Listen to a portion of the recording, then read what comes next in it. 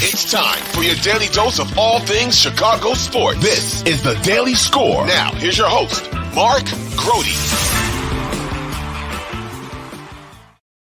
Hallis Hall. This is absolutely the Daily Score, and I am indeed Mark Grote. You know, we've been hearing about, possibilities of contract extensions with guys like Jalen Johnson. Darnell Mooney's name has popped up. Obviously, we are now talking about it too with the newest Chicago Bear and Sweat wanting him to get a deal done. But guess who swoops in and gets himself a contract extension? It was big Andrew Billings, your defensive nose guard. He gets a new deal through the year 2025, and here was what Andrew Billings sounded like in the locker room getting that new paper. It's really special, man, because it's year 8 for me, so just be able to settle down, it feels great. It's something I've been working for my whole career.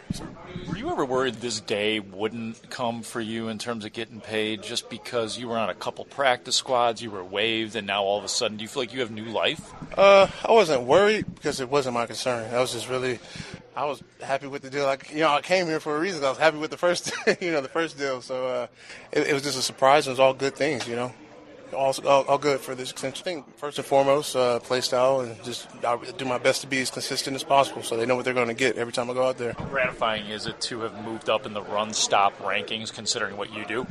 I've fallen in love with the run since I've been in the NFL, so it feels great, man. It feels great. That's big Andrew Billings. 2-year contract extension. He has started all 8 games this year, 14 tackles, 3 tackles for loss, 1 hurry. So, he's going to be around a while. And, he played his college ball at Baylor. So he was a Bear there, and now he is a Bear here. And, looks like he'll be around for another couple of years. So that's good news for the Bears in terms of what they are trying to put together. And this guy, Billings, was on the Miami practice squad in 21, the Kansas City practice squad in 22. This is all after getting waived by the Browns in 21. So, he had a little stumble there, and now he has definitely found a home, it appears, with the Chicago Bears. All right, moving on with this day today.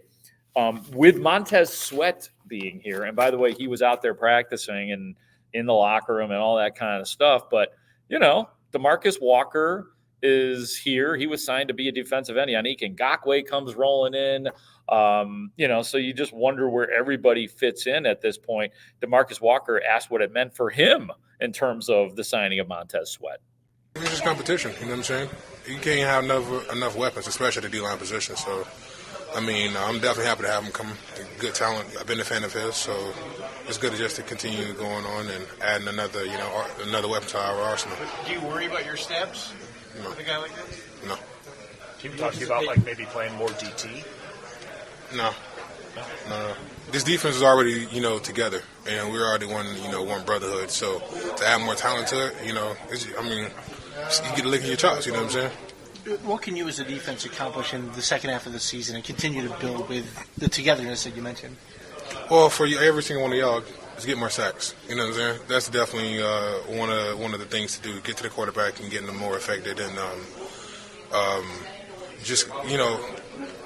get the winning too. Though most importantly, I can have 10 sacks in the game and lose the game because my mom, I'd still be pissed. Marcus, how do you envision the addition of Montez helping free up you and Yannick? They got to turn to somebody. You know what I'm saying? They got to turn to somebody, and it's good to like I said, to have so many guys that can affect the passer, and then just let us go. That's the biggest thing. That's the biggest challenge that to the coaches. Just let us go. Let us go do our thing. When you say let us go, what do you mean specifically? Let us go. Let us rush. Let us go.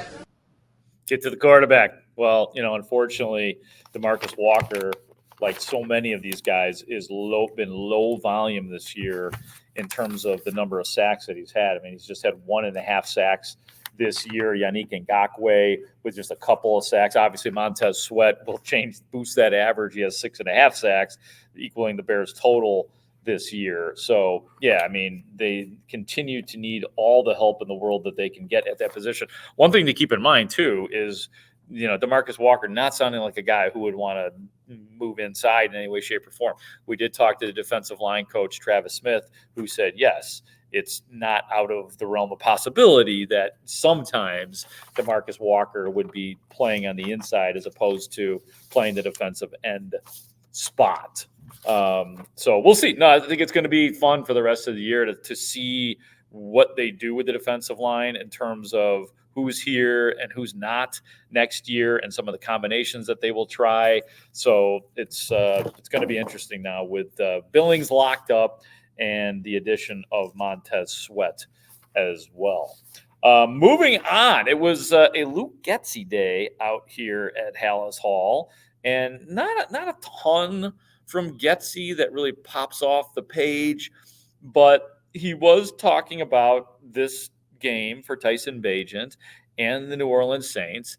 This is the top 5 defense. It's going to be noisy as hell in the Dome like it is, maybe the loudest stadium in the NFL, or at least it's got to be top 2 or 3, I would think. So here is Luke Getsy talking about his young quarterback, Tyson Bagent, and the challenge ahead.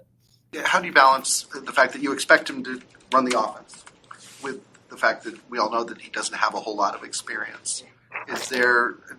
Do you just keep that standard and have him hope he rises up to it, or do you give him a little bit of wiggle room, knowing that this is a tough ask for him? No, everybody has to come meet the standard of what we want to go to, not just quarterback, but everybody. We've had different positions that guys have had to step in, and the expectations are always going to be there. And their preparation, starting back in April, gives you the opportunity to be successful when you get this opportunity. And he took advantage of that then, and he's been doing a great job with that. And then Coach Tinoco does a great job with him all week and making sure he's prepared for those opportunities and the entire game plan that we put in for him.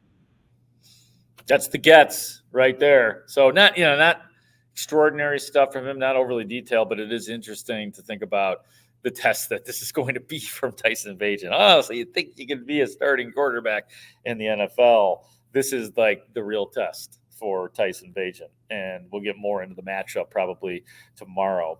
But one other guy I want you guys to hear from, and I don't think we've held a microphone up to Velus Jones's face at all this year in the locker room after games, obviously. And he had a rough one. The end zone fall, the special teams flag.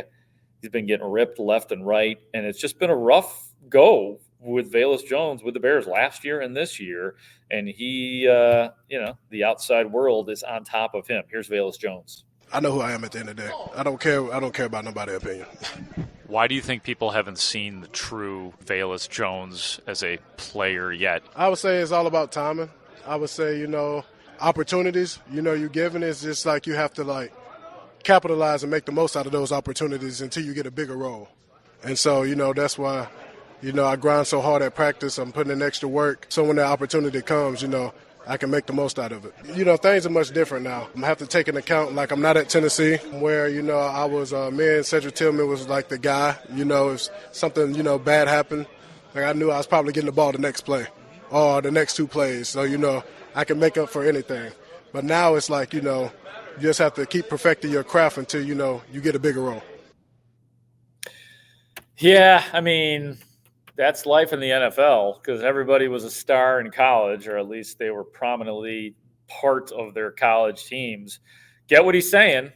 He's used to not being graded on one mistake, and that's really what's happened to Velus Jones Jr. Let's be honest, though. He's gotten every opportunity. Some would say that he's lucky to still be on the team, and so he simply has needed to and continues to need to do more with the opportunities that he's been given. And I would argue that the Bears maybe have given him too many opportunities, but I like Velus Jones a lot.